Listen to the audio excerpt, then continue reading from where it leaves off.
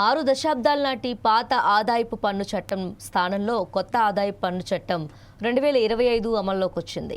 కొత్త ఆర్థిక సంవత్సరం 2026-27 ప్రారంభమైన నేపథ్యంలో కేంద్ర ప్రభుత్వం పన్ను నిబంధనల్లో కీలక మార్పులు చేస్తూ ఫైనాన్స్ చట్టం 2025ను నోటిఫై చేసింది. దేశ పన్నుల విధానంలో విప్లవాత్మక మార్పులు తెచ్చేందుకు కొత్త చట్టం సిద్ధమైంది. F&O ట్రేడింగ్ పై సెక్యూరిటీస్ ట్రాన్సాక్షన్ ట్యాక్స్ పెంపు, విదేశీ విహార ప్యాకేజీలు, విద్యా వైద్యం నిమిత్తం విదేశాలకు పంపే మొత్తంపై పన్ను తగ్గింపు, ఇలా ఎన్నో కీలక నిబంధనలు అమల్లోకి వచ్చాయి.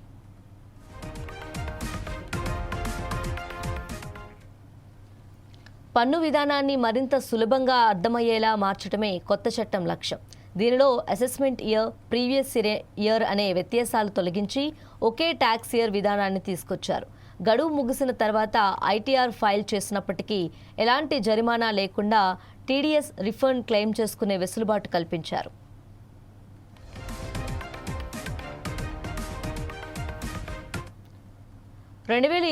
జూలైలో దాఖలు చేసే ఐటీఆర్లు పాత చట్టం నిర్దేశించిన ఫామ్ ప్రకారమే సమర్పించాల్సి ఉంటుంది.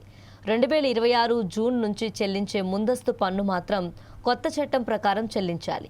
ఈ మార్పుల నేపథ్యంలో పాత, కొత్త చట్టాలకు సంబంధించిన సేవలను ఐటీ శాఖ ఈ ఫైలింగ్ పోర్టల్ పారదర్శకంగా అందిస్తుందని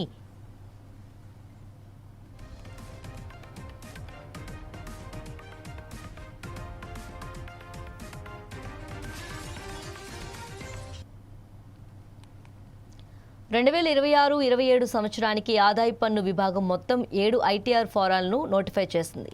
మార్చి 30న చిన్న, మధ్య తరహా పన్ను చెల్లింపుదారుల కోసం ఐటీఆర్ 1, 4 ఫారాలను జారీ చేయగా మిగిలిన ఐటీఆర్ 2, 3, 5, 6, 7తో ఇప్పటికే అప్డేటెడ్ రిటర్న్స్ ఫారాలను నోటిఫై చేసింది. ఆడిట్ అవసరం లేని వారికి ఐటీఆర్ దాఖలు చేసేందుకు జూలై 31 వరకు గడువు ఉంది.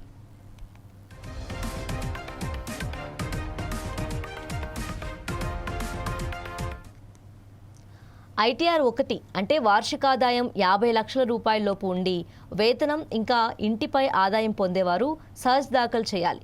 ఇక ఐటీఆర్ 4 చూస్తే వ్యాపారం లేదా వృత్తి ద్వారా ఆదాయం పొందేవారు సుగం సమర్పించాలి.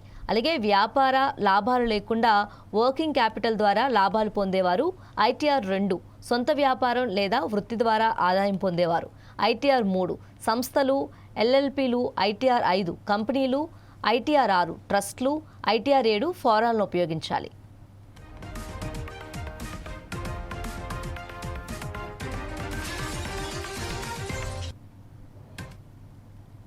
స్పెక్యులేటివ్ ట్రేడింగ్ కారణంగా చిన్న ఇన్వెస్టర్స్ తీవ్రంగా నష్టపోకుండా రక్షించేందుకు ఈక్విటీ డెరివేటివ్స్ విభాగంలో సెక్యూరిటీస్ ట్రాన్సాక్షన్స్ ట్యాక్స్ను పెంచారు.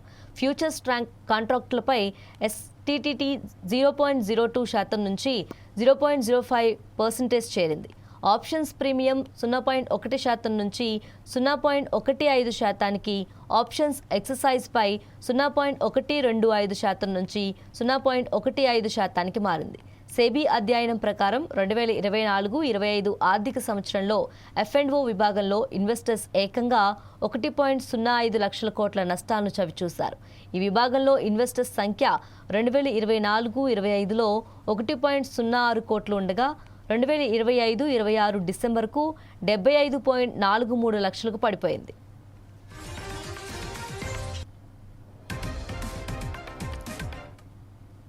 మధ్యతరగతి ప్రజలకు ఊరటనిస్తూ విదేశీ టూర్ ప్యాకేజీలపై మూలం వద్ద పన్ను వసూలును 20% నుంచి 2%కి కుదించారు.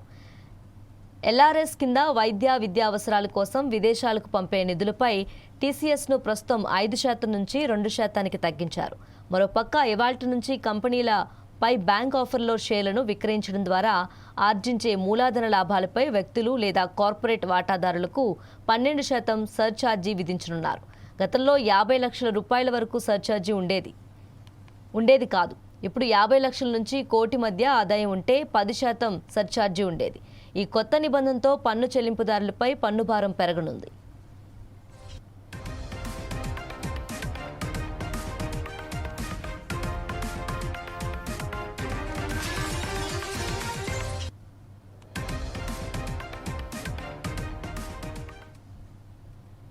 ఆరు దశాబ్దాల నాటి పాత ఆదాయ పన్ను చట్టం స్థానంలో కొత్త ఆదాయ పన్ను చట్టం 2025 అమల్లోకి వచ్చింది. కొత్త ఆర్థిక సంవత్సరం 2026-27 ప్రారంభమైన నేపథ్యంలో కేంద్ర ప్రభుత్వం పన్ను నిబంధనల్లో కీలక మార్పులు చేస్తూ ఫైనాన్స్ చట్టం 2025ను నోటిఫై చేసింది. దేశ పన్నుల విధానంలో విప్లవాత్మక మార్పులు తెచ్చేందుకు కొత్త చట్టం సిద్ధమైంది.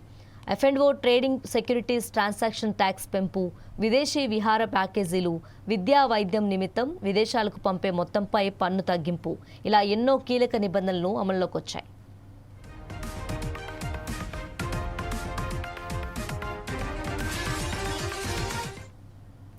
పన్ను విధానాన్ని మరింత సులభంగా అర్థమయ్యేలా మార్చడమే కొత్త చట్ట లక్ష్యం. దీనిలో అసెస్మెంట్ ఇయర్, ప్రీవియస్ ఇయర్ అనే వ్యత్యాసాలను తొలగించి ఒకే ట్యాక్స్ ఇయర్ విధానాన్ని తీసుకొచ్చారు. గడువు ముగిసిన తర్వాత ఐటీఆర్ ఫైల్ చేసినప్పటికీ ఎలాంటి జరిమానా లేకుండా టీడీఎస్ రిఫండ్ క్లెయిమ్ చేసుకునే వెసులుబాటు కల్పించారు.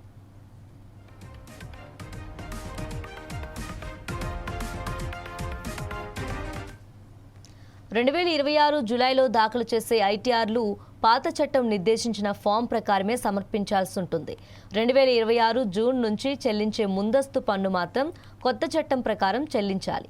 ఈ మార్పుల నేపథ్యంలో పాత, కొత్త చట్టాలకు సంబంధించిన సేవలను ఐటీ శాఖ ఈ ఫైలింగ్ పోర్టల్ పారదర్శకంగా అందిస్తుందని ఇన్కమ్ ట్యాక్స్ డిపార్ట్మెంట్ స్పష్టం చేసింది.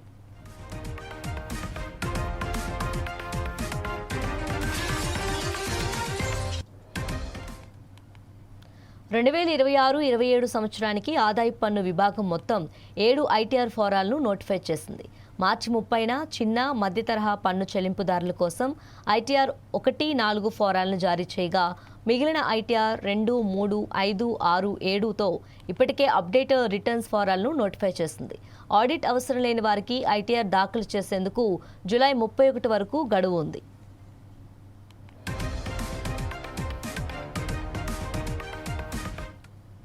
ఐటీఆర్ 1 అంటే వార్షిక ఆదాయం 50 లక్షల రూపాయల లోపు ఉండి వేతనం ఒక ఇంటిపై ఆదాయం పొందేవారు సహజ దాఖలు చేయాలి.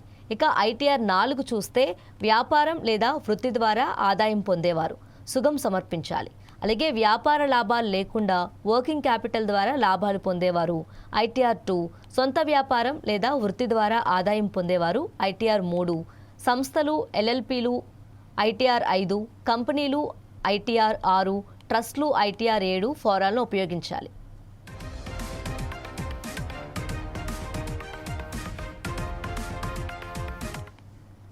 స్పెక్యులేటివ్ ట్రేడింగ్ కారణంగా చిన్న ఇన్వెస్టర్స్ తీవ్రంగా నష్టపోకుండా రక్షించేందుకు ఈక్విటీ డెరివేటివ్స్ విభాగంలో సెక్యూరిటీస్ ట్రాన్సాక్షన్స్ ట్యాక్స్ను పెంచారు. ఫ్యూచర్స్ కాంట్రాక్టులపై ఎస్టీటీ 0.02% నుంచి 0.05% చేరింది. ఆప్షన్స్ ప్రీమియం 0.1% నుంచి 0.15%, ఆప్షన్స్ ఎక్సర్సైజ్పై 0.125% నుంచి 0.15% మారింది. సెబీ అధ్యయనం ప్రకారం 2024-25 ఆర్థిక సంవత్సరంలో F&O విభాగంలో ఇన్వెస్టర్స్ ఏకంగా 1.05 లక్షల కోట్ల నష్టాలను చవిచూశారు. ఈ విభాగంలో ఇన్వెస్టర్స్ సంఖ్య 2024-25లో 1.06 కోట్లు ఉండగా 2025-26 డిసెంబర్కు 75.43 లక్షలు పడిపోయింది.